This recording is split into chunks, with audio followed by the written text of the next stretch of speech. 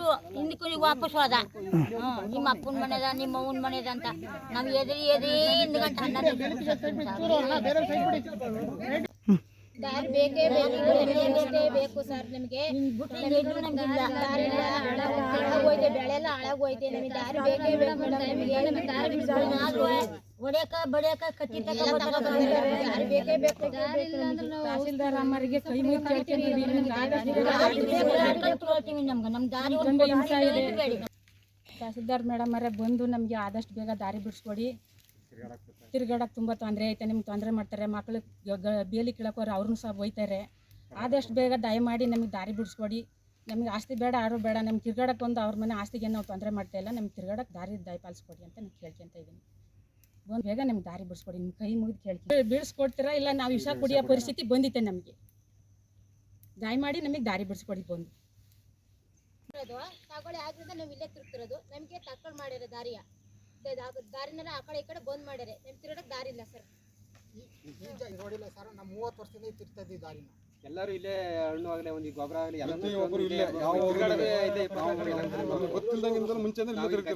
ದಾರಿ ಕಾಣಿಸಿದೀವಿ.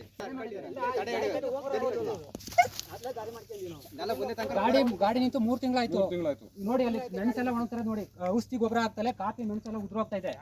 ಯಾವ ಕೆಲಸನೂ ಮಾಡಂಗಿಲ್ಲ. ಅವಕಾಶ ಇಲ್ಲಿಂದ 14-15 ಕುಟುಂಬಕ್ಕೆ ದಾರಿ ಒಬ್ಬೊಬ್ರು ಇಬ್ಬರಿಲ್ಲ, 14-15 ಜನ. ಅದೇ road sir, road sir, full ಹೋಗಿದೆ. ರೋಡ್ ಬಿಟ್ಟಿತ್ತು, ಗದ್ದೆ ದಾರಿ ಇದೆ. ತಡ್ರಿ ಇತಿಹಾಸನೇ ತೋರಿಸುತ್ತೆ ಇದು.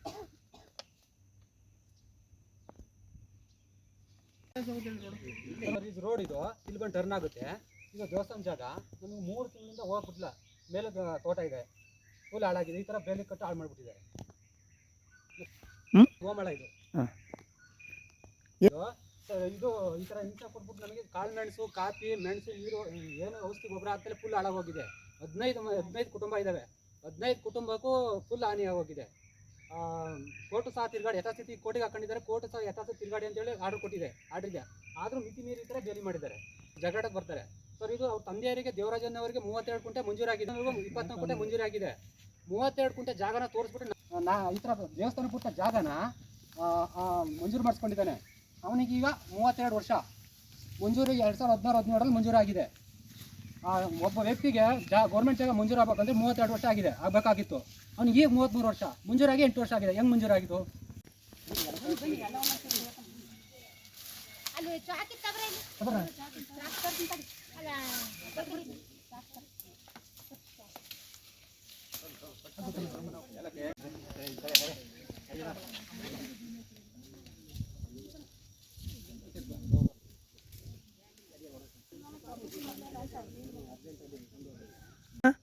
ತಹಶೀಲ್ದಾರರು ಈ ಸರಿ ಅನ್ಯಾಯ ಆಗಿದೆ, ಇದನ್ನು ಈ ಸರ್ವೆ ನಂಬರ್ ಪರಿಗಣಿಸ್ಬಿಟ್ಟು ನಮಗೆ ನ್ಯಾಯ ದೊರಕಿಸ್ಕೊಡ್ಬೇಕು.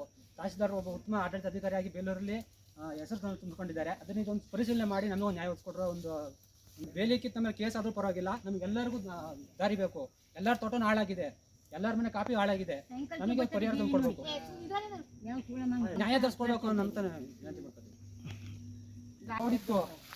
ಮಾಡ್ತೀವಿ. ತಿರುಗ್ತಾ ಇದ್ದು ಗಾಡಿ ಜಮೀನು ನಾವು ಇಲ್ಲೇ ಈ ರೋಡಲ್ಲಿ ಹೋಗ್ತಾ ಇದ್ದು. ಈಗ ಒಂದು 15-20 ಸಾವಿರ ಇಟ್ಕತ್ತಿ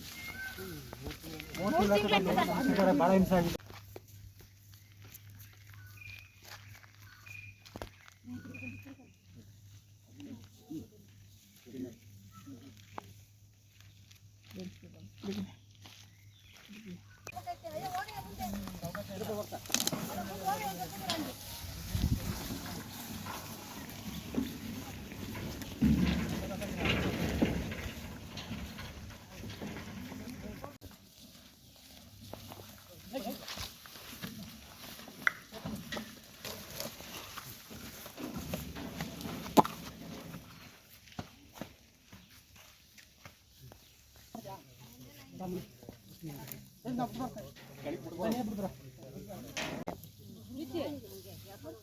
ನನ್ನ ದಾರಿ ಯಾರಿ ಹೋಗಿ ನಾಗಿ ಸ್ವಾಮಿ, ನಿಮ್ಮ ದಾರಿ ಕಾಲಿ ಬಿಡ್ತೀನಿ ಸ್ವಾಮಿ.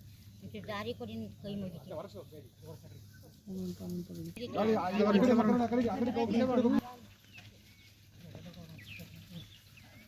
ಹೇಳಿ 3 ತಿಂಗಳಿಂದ ಇಲ್ಲೇ ಐತೆ ಸರ್ ನಮಗೆ ಬೇಲಿ ಮಾಡ್ಯಾರೆ ರೈಟ್ ಕಾರ್ಡ್ಲೆ ಬೇಲಿ ಮಾಡಿ ನಾವು ತಿರುಗೋದಿಲ್ಲ ಸರ್ ನಾವು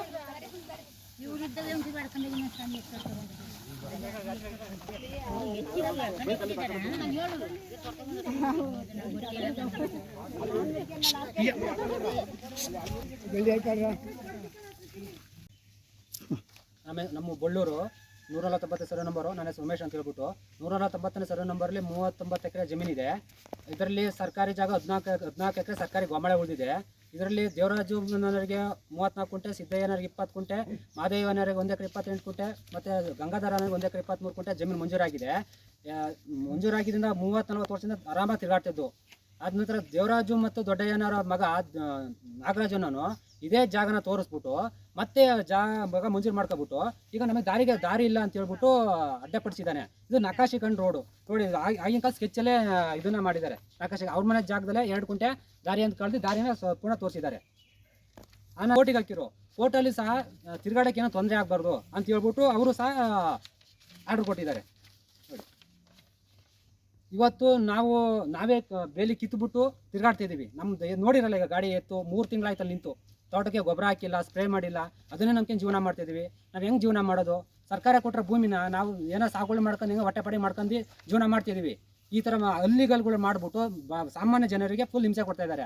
ಇಲ್ಲೊಂದು ಕೆರೆ ಇದೆ, ಕೆರೆ 2ನೇ ಸರ್ವೆ ನಂಬರ್, ಇದೇ ಸರ್ವೆ ನಂಬರಲ್ಲಿ ಬೋರ್ಡ್ ಆಗಿ 2ನೇ ನಂಬರ್ ಅಂತ ಕೆರೆ ಇದೆ. 2 ಎಕರೆ 16 ಕುಂಟೆ ಕೆರೆ ಇದೆ. ಆ ಕೆರೆ ಪರಿಸ್ಥಿತಿ ನೋಡ್ಬಿಟ್ರೆ ಏನೂ ಇಲ್ಲ, ಆ ಥರ ಆಗೋಗಿದೆ.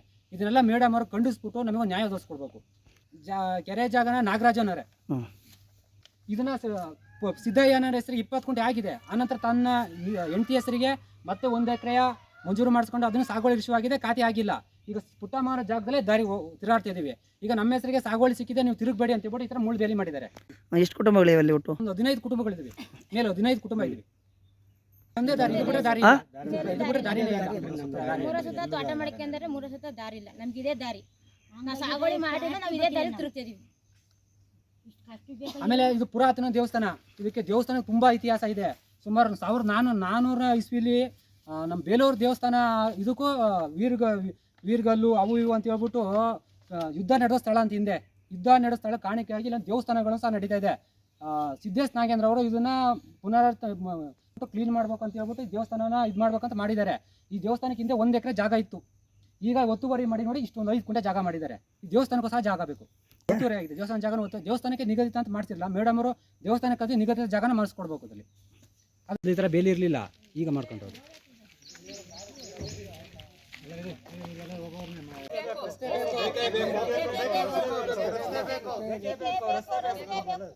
ದಾರಿ ಇಲ್ಲ, ದಾರಿ ನಮಗೆ ದಾರಿ ಸಮಸ್ಯೆ ಐತೆ.